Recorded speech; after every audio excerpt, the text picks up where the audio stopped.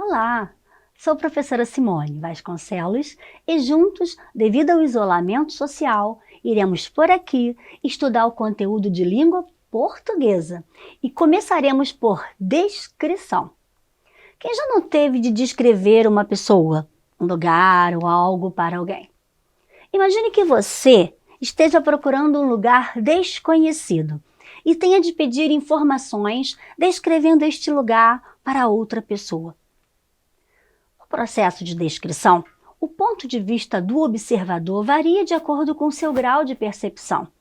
A vivência de quem descreve influencia na hora de transmitir a impressão alcançada sobre determinado objeto, pessoa, animal, cena, ambiente, emoção vivida ou sentimento. Temos a descrição objetiva e subjetiva. Objetiva é quando retratamos a realidade como ela é. Exemplo, a cidade é pequena e pacata.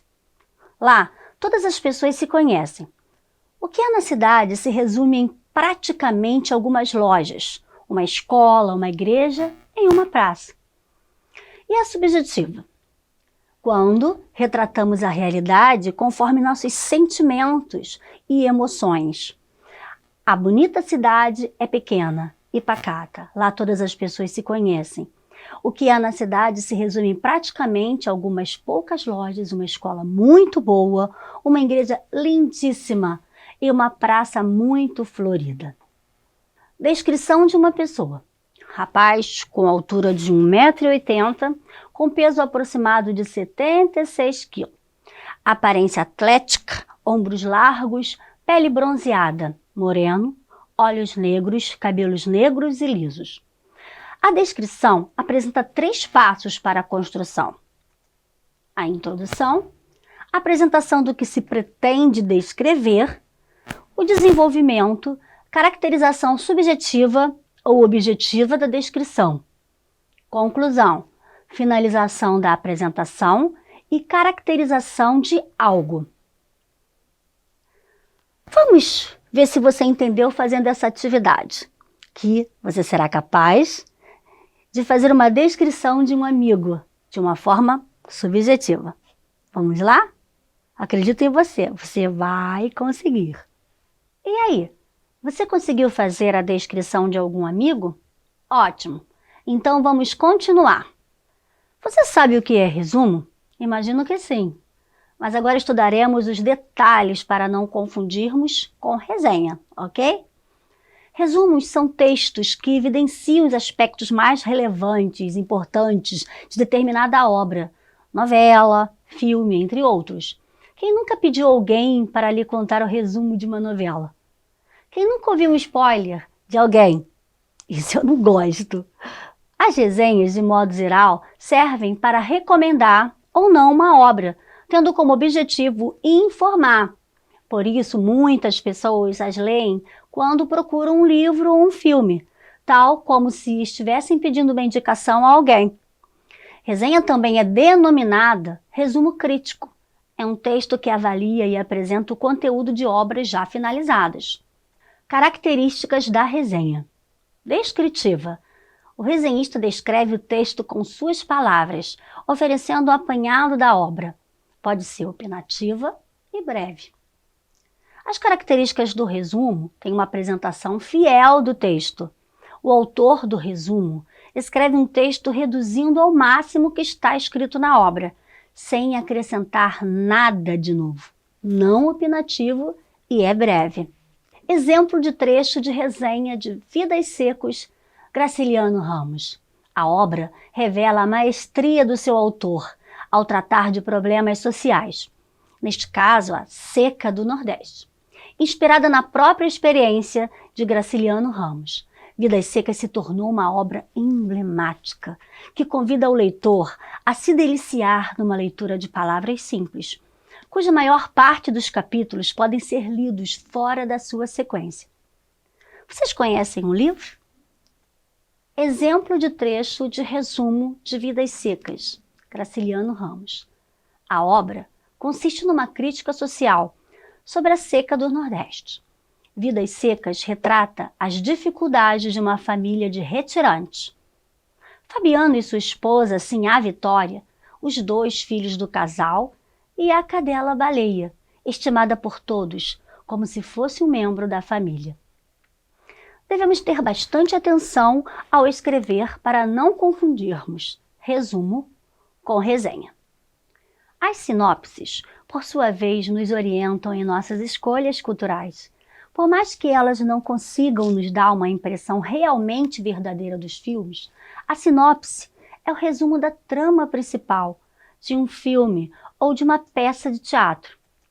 Veja a sinopse do filme Parque dos Dinossauros de 1993, um parque construído por um milionário.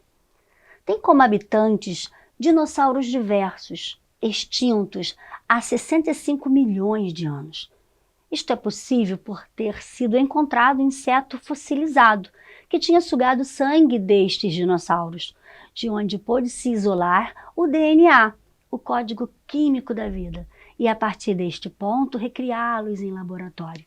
Mas o que parecia ser um sonho se torna um pesadelo quando a experiência sai do controle de seus criadores. A concordância nominal são todos os elementos que se relacionam com o nome, devem concordar também com ele. É o que chamamos de concordância nominal. Observe agora como a concordância de gênero, masculino e feminino, e número, que é o singular ou plural, e entre o substantivo e o adjetivo. Exemplo aí, a pele, feminino, singular, clara, feminino, singular, sorriso, masculino e singular, tímido e tristonho, masculino e singular. Os adjetivos sempre concordam em gênero e número com o substantivo. Existem vários tipos de concordância nominal que vocês poderão pesquisar para estudarem com mais afinco.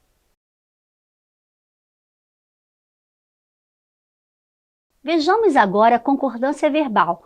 É quando o verbo se flexiona para concordar com o seu sujeito. Exemplos: esforço, perseverança, disciplina são importantes para o trabalho. Aí, percebam só, há um sujeito composto, mais um verbo de ligação e mais predicativo. Como eu posso explicar isso aí? O sujeito composto é quando eu tenho 2 núcleos, né? As palavras mais importantes da frase. O verbo de ligação está ligando uma a outra, o predicativo é uma característica do sujeito, ok? No Brasil, uma mulher é a presidenta da República.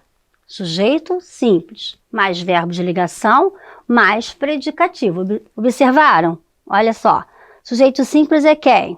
Quem é a presidência da República? Uma mulher, então o núcleo é mulher, então eu tenho um sujeito simples. O verbo de ligação, que é o verbo ser, mais o predicativo, que é a característica dessa mulher. Analisando a fala ou o discurso, descobrimos rapidamente que as palavras empregues por nós não são todas iguais, mas podem ser divididas todas em classes de palavras. São 10 as classes de palavras. Características específicas. Vamos ver primeiro o substantivo. São, antes de tudo, nomes que apontam para as coisas ou os seres em geral. O verbo são termos que indicam o acontecimento ou o desenrolar de ações no tempo. O adjetivo são elementos de qualificação dos substantivos. O numeral são palavras que indicam a quantidade de coisas e pessoas.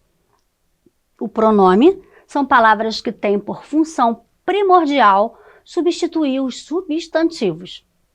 Artigo são termos que vêm antes do substantivo e que indicam o seu gênero, masculino ou feminino, e número, singular ou plural.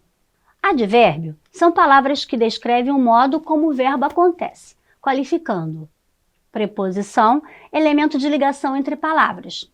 Conjunção são elementos de ligação entre orações ou entre termos semelhantes em uma oração. Interjeição, palavras invariáveis, usadas para substituir frases de significado emotivo ou sentimental.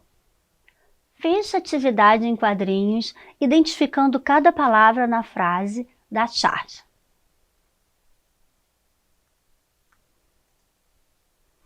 Se o objeto de estudo é a palavra, tem-se análise morfológica.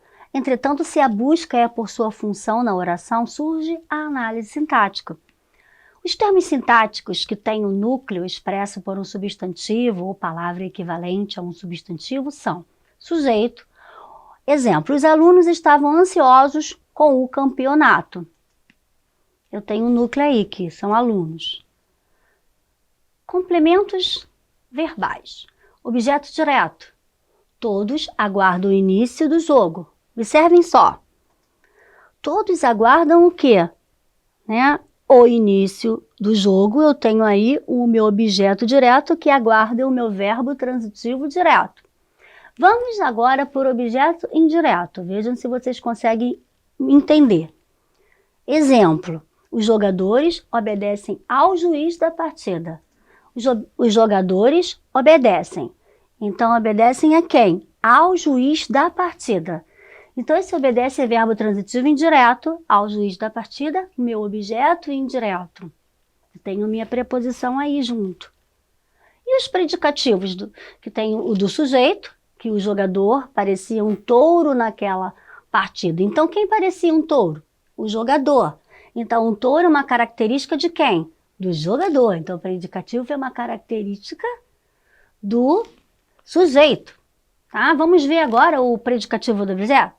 Direto, no caso, que vimos do sujeito. Considerei o juiz da partida honesto. Então, aí observem. Eu considerei o juiz.